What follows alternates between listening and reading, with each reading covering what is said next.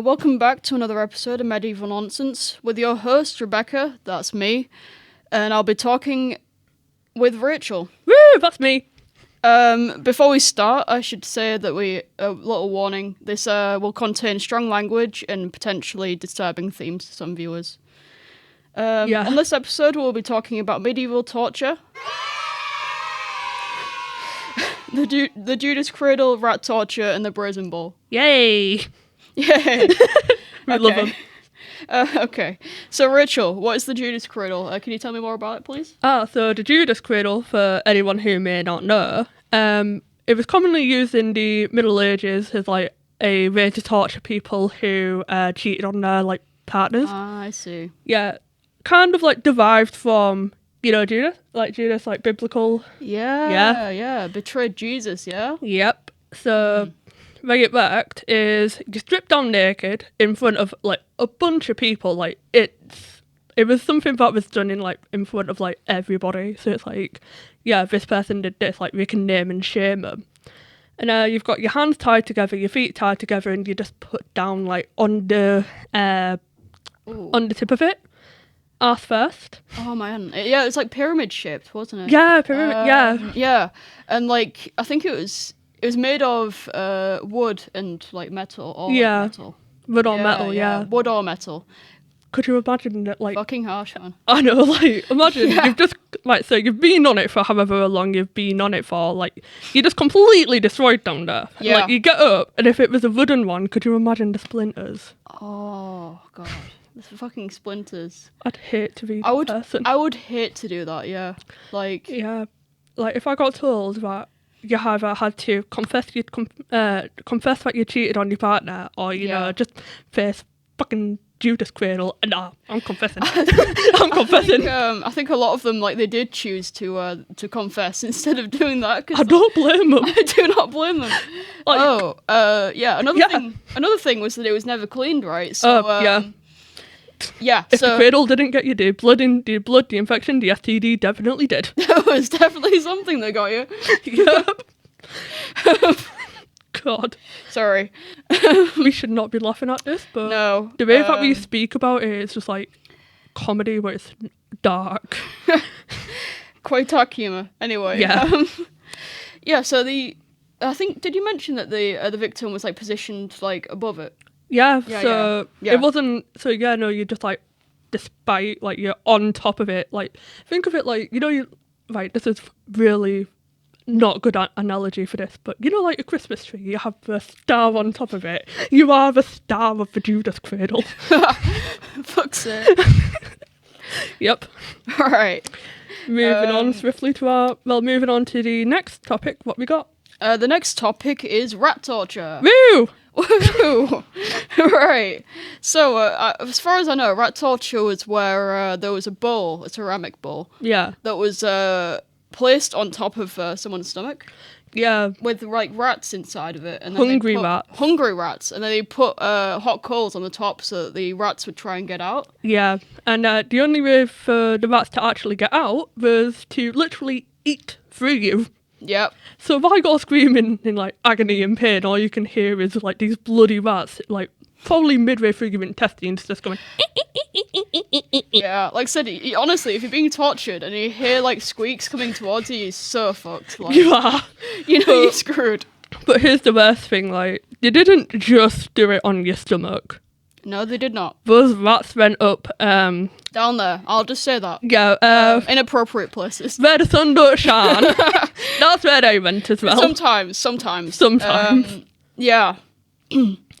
Yeah. Also, there was some recent sort of cases, wasn't there, where there was people using this or like saying that they'd used it because there was like a the case serial in 2010. killer. The case in 2010 as well, where can't remember his name, but I do know I have like researched it. Can't remember his name.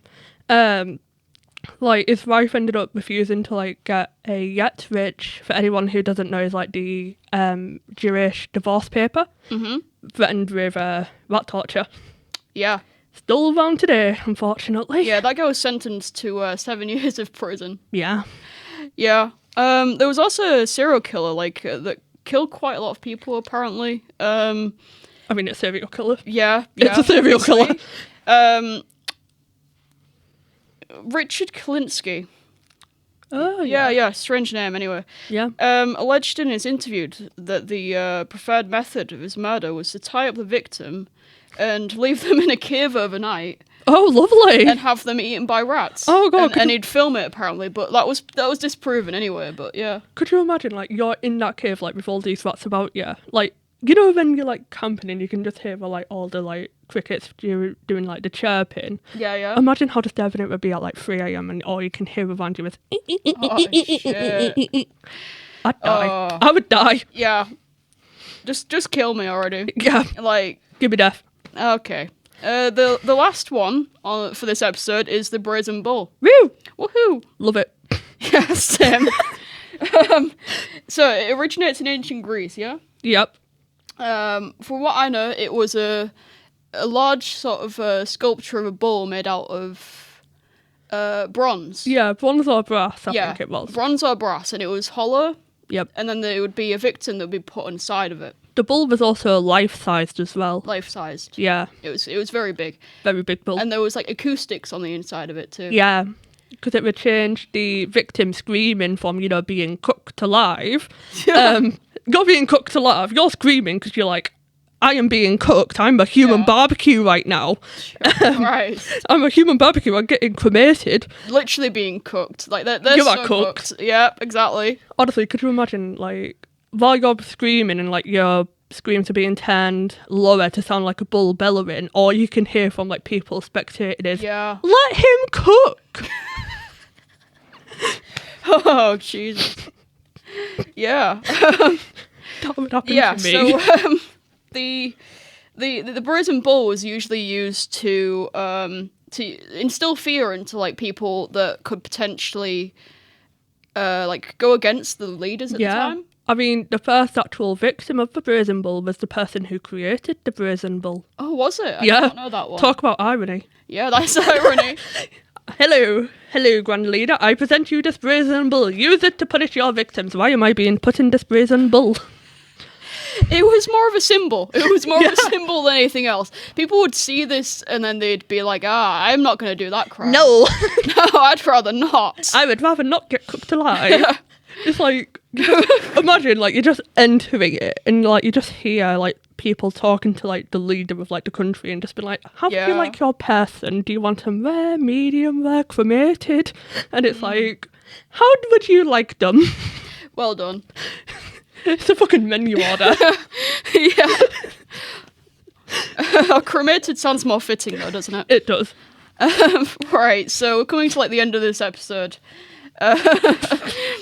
Cremated humans. Yeah. Well, that's everything for this episode. Yep. Join us next week where we'll be talking about the Iron Maiden. Ooh, yay. One of my Spiky favorites. box. Spiky box. Spike box. The big old spike box. Biggie. Big spike. Fuck. Imagine you're just forced into it and all you can hear is, spike 'em up, spike 'em up, spike 'em up. Stop, stop, stop. Oh, Jesus. We should not be trusted with, No. torture. Because we will find a way to make it comedic. Alright, get out the skewers. Give it up. Right, okay. Oh, God. Oh, I think, yeah, that's I the end of this episode. I think that's enough of us for one Thank day. you for joining us.